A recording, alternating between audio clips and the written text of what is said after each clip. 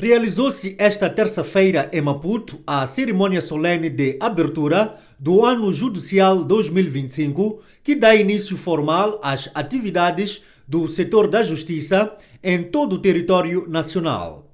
O ato foi orientado pelo Alto Magistrado da Nação, Daniel Chapo, que no seu discurso de ocasião começou por se solidarizar com o Judiciário pela destruição dos tribunais durante as manifestações. É por falarmos em manifestações violentas, tomamos a ocasião para nos solidarizarmos com o Judiciário pela vandalização de vários edifícios e destruição de processos e equipamento diverso ao longo do país. Tais atos constituem um ataque ao Estado de Direito Democrático e afetam os direitos dos cidadãos comuns que transferem para os tribunais a expectativa de ver sarada. De seguida, Chapo elencou uma série de reformas que pretende ver materializadas na administração da justiça. Apresentamos a proposta de alterações estruturais na organização judiciária. Realçamos a necessidade dos tribunais estarem ao serviço do povo e que sejam independentes, eficientes, acessíveis do ponto de vista físico e econômico. Lançamos o repto para o enfrentamento do crime organizado, em particular a corrupção, os raptos, sequestros, branqueamento de capitais e outros crimes conexos. Perspectivamos a eliminação do fenómeno da superlotação das nossas penitenciárias e apontamos a lentidão dos processos judiciais como uma reclamação recorrente da nossa população. Mas também tivemos que reconhecer a existência de um ambiente de insatisfação dos profissionais da justiça e das ameaças que enfrentam no exercício dos seus mundos, circunstâncias que comprometem a qualidade do sistema judicial. A tabela salarial única, SUL, trouxe grandes desafios para o orçamento do Estado, mas isto não obsta que possamos rever aquilo que for possível, como o facto que apontou aqui o Presidente do Tribunal Supremo, por forma a satisfazer os direitos adquiridos e outras situações dos nossos magistrados judiciais. Independência financeira do Judiciário. A independência do Poder Judicial, outro compromisso que assumimos, assenta inequivocamente no dogma característico, intrínseco e negociável do Estado de Direito Democrático, que é a separação dos poderes. Não se pode falar do Estado de Direito sem a garantia dos direitos e liberdades das pessoas, que só se viabiliza com uma efetiva separação de poderes, evitando-se a arbitrariedade e o autoritarismo. Para tal, é fundamental preservar a independência do Poder Judicial. No quadro da independência do Poder Judicial, concordamos plenamente com a ideia de autonomia financeira do Judiciário. Acesso universal à justiça. O acesso universal à justiça é outro compromisso que assumimos. Para tal, teremos que adotar medidas concretas para aproximar as instituições judiciárias e forenses às comunidades, especialmente nas zonas rurais e remotas. Um avanço significativo foi alcançado com a cobertura territorial facilitada pela iniciativa presidencial, um distrito, um edifício condigno para o Tribunal. Na componente de infraestruturas de justiça, teremos que consolidar e reforçar os ganhos já alcançados. Digitalização dos processos judiciais. Estamos comprometidos em modernizar os processos judiciais por meio da digitalização e da adoção de tecnologias. Processo já iniciado ao nível governamental, por forma a agilizar e a tornar mais eficientes os procedimentos judiciais. Este trabalho também visa reduzir custos e simplificar o acesso à justiça para todos os cidadãos. Por isso, temos hoje o Ministério de Comunicações e Transformação Digital. E esta transformação começa mesmo ao nível do governo. Hoje teremos a última sessão do Conselho de Ministros, em que os ministros entram com papéis e caneta na sala. Combate à corrupção e ao crime organizado. Na luta contra o crime organizado, em particular raptos e sequestros, incluindo corrupção, branqueamento de capitais, tráfico de drogas, terrorismo, financiamento ao terrorismo e outros crimes conexos.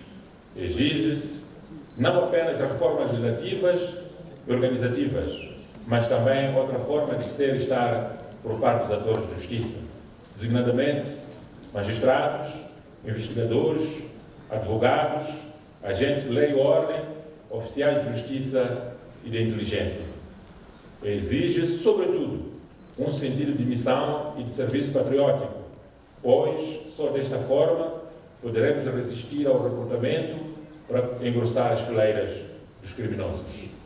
É intolerável, inaceitável, que os agentes ou aqueles que trabalham para combater o crime sejam cúmplices do crime organizado, sejam precisamente estes que deveriam combatê-lo.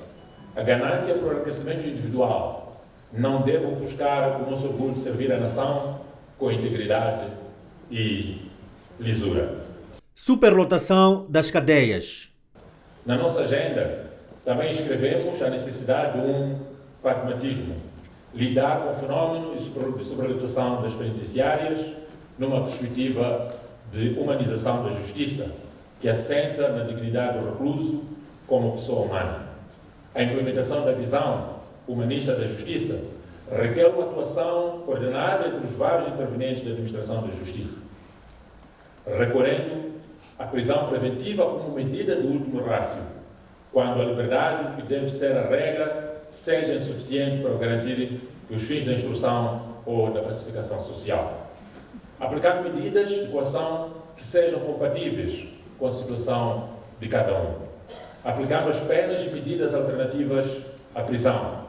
Implementando pulseiras eletrónicas, implementando medidas de reintegração, de readaptação e ressocialização. E julgando com a máxima celeridade os processos com os réus presos. Morosidade da justiça. Uma das principais inquietações do nosso povo tem sido a morosidade processual. O tempo da justiça, apesar dos avanços que possam ser celebrados, ainda está longe de satisfazer a expectativa do cidadão comum. Conforta-nos saber que o Judiciário tomou a iniciativa de liderar o processo de reforma dos códigos dos processos, por forma a reduzir a carga da burocracia processual. Estaremos atentos e disponíveis para dinamizar o processo conducente à aprovação dos instrumentos legais visando a simplificação dos procedimentos judiciais. Modernização do Estado. Elegemos a modernização e inovação como uma das marcas da nossa governação. Iremos, nesta componente, agir de forma íntegra e integrada e com partilha e otimização dos recursos do Estado. Neste quadro, teremos que inscrever a implementação das tecnologias de informação e comunicação na agilização de gestão processual, tornando os procedimentos judiciais mais transparentes e eficientes. Reformas do pacote eleitoral. Não poderia terminar sem convidar o Judiciário para se juntar ao processo da reforma do pacote eleitoral. E fazemos o convite porque entendemos que o Judiciário tem neste processo um papel crucial. Reconhecemos também o papel da Ordem dos Advogados de Moçambique neste processo. Efetivamente, a integridade, a transparência do processo eleitoral constitui o pilar das democracias representativas, como a que estamos a edificar em Moçambique. E não podemos falar de uma democracia plena sem um processo eleitoral que seja claro, justo e acessível a todos.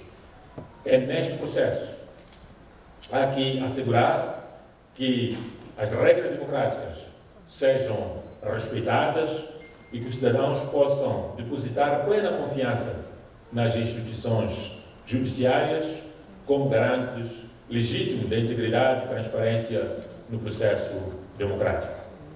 Neste processo de reforma, teremos que ser ousados e inovadores. Os piores inimigos da democracia são o medo da própria democracia e a sua negação. Esta é a primeira vez que Daniel Chapo dirige a cerimônia de abertura do ano judicial enquanto alto magistrado da nação e usou a ocasião para partilhar a sua visão sobre este setor.